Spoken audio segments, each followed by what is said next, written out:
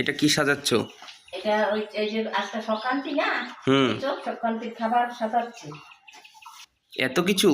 হ্যাঁ হ্যাঁ, রাখ ওই তো দেখাচ্ছি তোমাকে, দেখাচ্ছি সব। দেখো এই যে মিষ্টি দই, এই যে টক দই, এই যে মুড়ি, তারপরে যে তারপরে এই যে দেখো এই যে 4 রকমের ছাতু। আচ্ছা।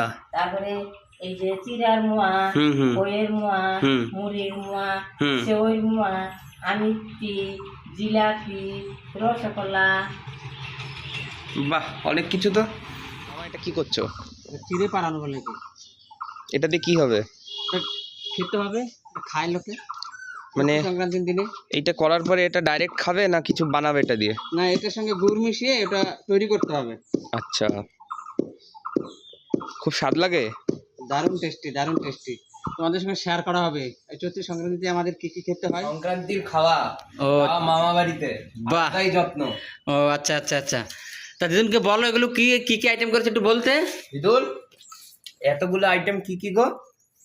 অনেক আইটেম গো। এই যে 4 রকমের ছাতু, তারপরে চিড়ার মোড়া, মুড়ির মোয়া, এই সেওয়ের মোয়া, খইয়ের মোয়া, এটা হচ্ছে চিড়া মাখানো আদা দিয়ে, সরষের তেল দিয়ে, গুড় দিয়ে। আর এটা হচ্ছে মুড়ি, এটা খই, এটা কলা, এটা রসগোল্লা, এটা জিলাপি, এটা হচ্ছে আমিত্তি।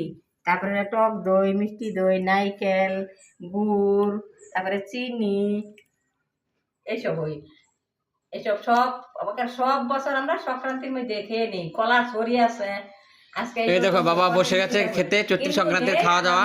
জামাইরা এই চৈত্র সংক্রান্তির খাওয়া দাওয়া হয়ে গেছে। আরো অনেক কিছু মিস থাকে গো, এর মধ্যে আরো থাকে, যেমন কাঁঠাল থাকে, আম থাকে, কিন্তু এগুলো এবছর তো পেলাম না, তার জন্যই তোমাদের সঙ্গে শেয়ার করতে পারিনি। যাই হোক, যতটা সম্ভব করেছি।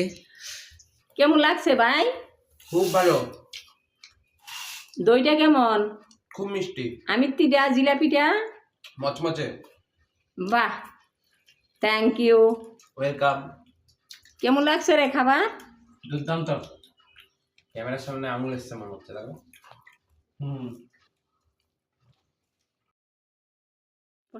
দারুণ হয়েছে। কেমন হয়েছে খাওয়া? হ্যাঁ, ভালো খাইছি। আচ্ছা, ভাত খাবেন না? ভাতে তো অনেক কিছু আছে, পাঙ্কাশ মাছের ভাজা, পাট পাতার ঝোল, ডাল। না, চলবে না। আচ্ছা।